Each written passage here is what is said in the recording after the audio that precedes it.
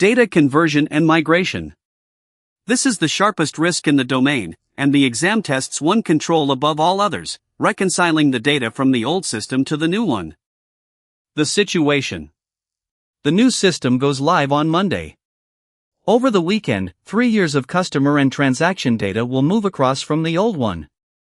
The project plan treats the conversion as a single line item, and the step right after it, on the same weekend, is to switch the old system off to save on running costs. Everything now rests on one overnight event that, if it goes wrong quietly, no one may notice until it is too late. What makes conversion so sharp is this: most controls operate continuously and get many chances to catch a problem. Data conversion gets one. The data moves once, and if records are lost, duplicated or corrupted in the move, the new system starts its life on wrong data, and every process built on it inherits the error. So it is controlled as the high-risk event it is. First, cleanse the data first, fix duplicates, errors and obsolete records in the old system before conversion, not after. Garbage converted is still garbage. Second, map the fields. Every field in the source must map to the right field in the target, with values translated correctly where the formats differ.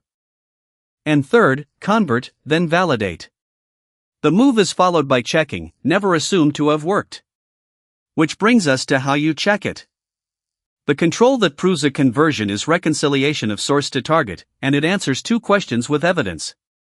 Completeness, compare record counts, source against target, did every record arrive? A mismatch means records were lost or duplicated.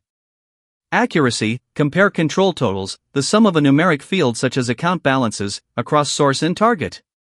Equal totals give strong evidence the values were not altered in the move. Now apply the Domain 1 evidence hierarchy.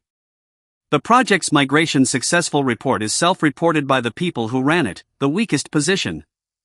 The migration tools log shows the job finished, not that it finished correctly. A run can complete and still silently drop rows. The strongest evidence is the reconciliation the auditor performs or independently rechecks. Verify it yourself, do not accept that it was verified. The sequence matters too. Convert, reconcile, validate, get business sign-off, and only then plan to decommission the source, with the old data retained for a defined period. What you do not do is switch the old system off over the same weekend to save cost, trusting the completion report, because that loses your only fallback and your reconciliation reference at once. And that is the reason, do not switch off the fallback. The old system is both the reference you reconcile against and the way to keep operating if the new one fails. Conversion errors often surface a week later, and when they do, the source is what you compare against to find them, and reverting to it is how you keep running while you fix them. Retire it too early and you lose both. This whole lesson is a Domain 1 echo. The team that ran the migration is the party whose work is in question, so their assurance is the weakest kind of evidence. The reconciliation you verify yourself, counts and totals, outranks any report they hand you. So carry this away. Conversion is a one-time event, control it like one. Prove it with counts and totals you check yourself, and keep the old data until the new system has earned your trust.